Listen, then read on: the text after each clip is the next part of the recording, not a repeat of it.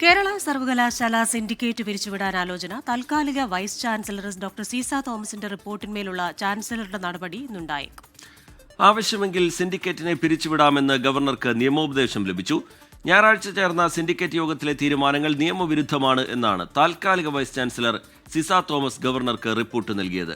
Alex Ram Muhammad വിവരങ്ങളുമായി ചേരുന്നുണ്ട് തിരുവനന്തപുരത്ത്. അലക്സ്, നാടകീയമായ സംഭവങ്ങളാണ് സർവകലാശാലയിൽ ഉണ്ടാകുന്നത്. ഗവർണർക്ക് മുമ്പിൽ, ചാൻസലർക്ക് മുമ്പിൽ സിൻഡിക്കേറ്റ് പിരിച്ചുവിടാം എന്ന നിയമോപദേശമുണ്ട്. അതുപോലെ സിസ തോമസ് നൽകിയ റിപ്പോർട്ടുണ്ട്. ഇതിൽ സിൻഡിക്കേറ്റ് പിരിച്ചുവിടുന്നത് പോലുള്ള കടുത്ത നടപടിയിലേക്കാണ് ഗവർണർ കടക്കുന്നതെങ്കിൽ സാഹചര്യം കൂടുതൽ വഷളാവുന്ന നിലയിലേക്ക് പോകും. എന്താണ് രാജ്ഭവന്റെ ഇതുമായി ബന്ധപ്പെട്ടുള്ള ആലോചന, Alex? Rajith, Christina, good morning. ഈ കേരള സർവകലാശാലയിലെ ഈ കസേരകളി, രാഷ്ട്രീയ കസേരകളി അതിൻ്റെ പുതിയ തലത്തിലേക്ക് കടക്കുന്നു എന്നുള്ളതാണ് ഏറ്റവും പ്രധാനപ്പെട്ട കാര്യം. സർക്കാർ ഗവർണർ പോര് അത് അങ്ങേയറ്റം മുറുകുന്നു. നമുക്കറിയാം, സെനറ്റ് ഹാളിൽ ഈ ഭാരതാംബ, കാവിക്കൊടിയേന്തിയ ഭാരതാംബയുടെ ചിത്രം വെച്ചതുമായി ബന്ധപ്പെട്ട് ഉടലെടുത്ത വിവാദമാണ് ഈ സർവകലാശാലയിലെ കസേരകളിയിലേക്കും അവിടെ രാഷ്ട്രീയ ഇടപെടൽ എത്രത്തോളമാണ് എന്ന് മനസ്സിലാക്കുന്ന തരത്തിലേക്കും ഓരോ ദിവസവും ആ വിവാദം കൊണ്ടെത്തിച്ചത്. ഏറ്റവും ഒടുവിൽ രജിസ്ട്രാർക്കെതിരെ എടുത്ത നടപടി സിൻഡിക്കേറ്റ് റദ്ദാക്കിയത്, അതായത് വൈസ് ചാൻസലർ രജിസ്ട്രാറെ സസ്പെൻഡ് ചെയ്ത നടപടി സിൻഡിക്കേറ്റ് ചേർന്ന് റദ്ദാക്കിയത് നമ്മൾ കണ്ടു. പക്ഷേ കഴിഞ്ഞ ദിവസം ഇന്നലെ ചേർന്ന യോഗത്തിൽ ഇത് നിയമവിരുദ്ധമെന്ന് താൽക്കാലിക ചുമതലയുള്ള സിസ തോമസ് അറിയിക്കുകയും അത്തരത്തിലുള്ള നടപടിയെടുക്കാൻ പിരിച്ചുവിട്ട യോഗത്തിന് സാധിക്കില്ല എന്നവർ നിലപാടെടുക്കുകയും ചെയ്തു. സർവകലാശാല നിയമമനുസരിച്ച് നിയമവിരുദ്ധമായി കാര്യങ്ങൾ ചെയ്താൽ ഈ സിൻഡിക്കേറ്റിൻ്റെ നടപടി റദ്ദാക്കാൻ സാധിക്കും. അതായത് രജിസ്ട്രാറുടെ സസ്പെൻഷൻ പിൻവലിച്ച നടപടി റദ്ദാക്കാൻ സാധിക്കും. ക്ഷമിക്കണം, അതുമാത്രമല്ല, വേണമെങ്കിൽ സിൻഡിക്കേറ്റിനെ തന്നെ പിരിച്ചുവിടാം എന്ന്, അത് ടു ദ എക്സ്റ്റെൻറ്റ് ഏറ്റവും കൂടുതലായി ചെയ്യാൻ പറ്റുന്ന നടപടി സിൻഡിക്കേറ്റിനെ തന്നെ പിരിച്ചുവിടാം എന്നുള്ളതാണ്. ആ തരത്തിലുള്ള നിയമോപദേശം ഗവർണർക്ക് ലഭിച്ചു എന്നുള്ളതാണ് ഏറ്റവും പ്രധാനപ്പെട്ട കാര്യം.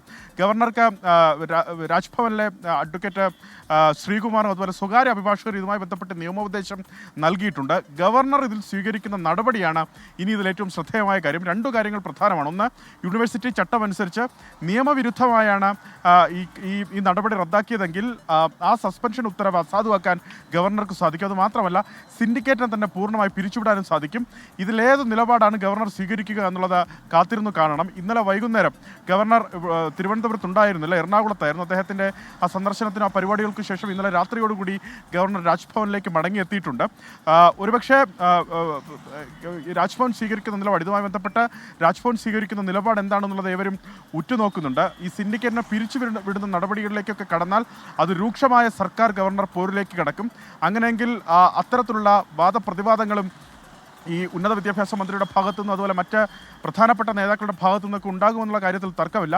ഏവരും ഉറ്റുനോക്കുന്നത് ഗവർണറുടെ, ചാൻസലർ കൂടിയായ ഗവർണർ രാജേന്ദ്ര വിശ്വനാഥ് അർലേക്കർ ഇതിൽ സ്വീകരിക്കുന്ന സമീപനം എന്താണ് എന്നുള്ളതായിരിക്കും. സ്വാഭാവികമായി ഈ രജിസ്ട്രാറുടെ സസ്പെൻഷൻ പിൻവലിച്ച സിൻഡിക്കേറ്റ് നടപടി അത് അസാധുവാക്കാനായിരിക്കും ഗവർണർ ശ്രമിക്കുക. കാരണം സർക്കാരും ഗവർണറുമായി നല്ലൊരു ബന്ധം ആദ്യഘട്ടത്തിൽ ഉടലെടുത്തിരുന്നു. അത് രൂക്ഷമാക്കാൻ പക്ഷേ ഗവർണർ മുതിരുവെന്ന് തൽക്കാലം കരുതുക വയ്യ. എന്താണെങ്കിലും പക്ഷേ കാത്തിരുന്നു കാരണം ഈ സിൻഡിക്കേറ്റിനെ തന്നെ പിരിച്ചുവിടുന്ന തീരുമാനം ഉണ്ടായാൽ അത് രാഷ്ട്രീയ പ്രത്യാഘാതം ഉണ്ടാക്കുകയും ചെയ്യും. റിജിത്ത്. ശരി, അലക്സ് റാം മുഹമ്മദാണ് തിരുവനന്തപുരത്ത് നിന്ന് വിശദാംശങ്ങൾ നൽകിയത്. കേരള സർവകലാശാലയിൽ അതിനാടകീയ രംഗങ്ങളാണ്. ചരിത്രത്തിലാദ്യമായി 2 പേർ രജിസ്ട്രാർ സ്ഥാനത്തിരിക്കുന്നു. രാജ്ഭവന്റെ നടപടി എന്താണെന്ന് അറിയേണ്ടിയിരിക്കുന്നു. അലക്സ് റാം മുഹമ്മദാണ് വിവരങ്ങൾ നൽകിയത്.